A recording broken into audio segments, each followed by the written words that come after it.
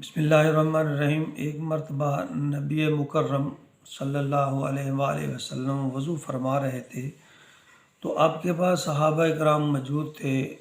وہ حضور اکرم صلی اللہ علیہ وآلہ وسلم کا وضو کا پانی نیچے نہیں گرنے دے رہے تھے۔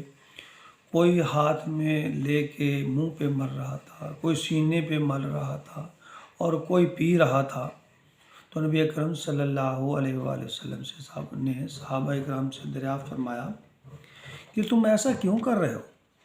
تو انہوں نے عرض کیا، یا رسول اللہ، ہم ایسا اللہ اور اللہ کے رسول کی محبت میں کر رہے ہیں۔ تو آپ صلی اللہ علیہ وآلہ وسلم نے فرمایا کہ میں تمہیں بتاؤں سچی محبت کسے کہتے ہیں؟ وہ محبت جو اللہ اور اس کے رسول کی پسندیدہ ہو۔ اگر تم چاہتے ہو کہ اللہ اور اس کا رسول تم سے محبت کرو اور تم اللہ اور اس کے رسول سے محبت کرو تو تمہیں کیا کرنا چاہیے؟ تو صحابہ اکرام نے دریافت فرمایا، یا رسول اللہ ضرور فرمائیے۔ آپ نے فرمایا، نمبر 1، ہمیشہ سچ بولو، کبھی جھوٹ نہیں بولنا۔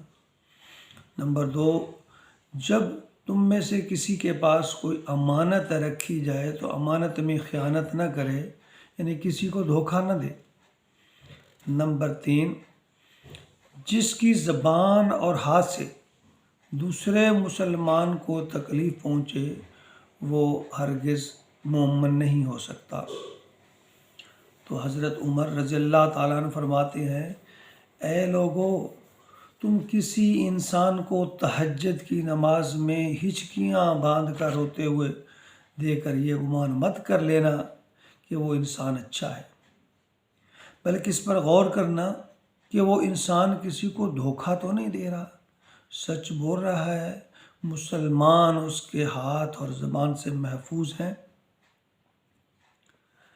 پھر صحابہ اکرام رضوان اللہ تعالیٰ اجمعین نے ایک دفعہ حضور اکرم صلی اللہ علیہ وسلم سے دریافت فرمایا، یا رسول اللہ صلی اللہ علیہ وآلہ وسلم،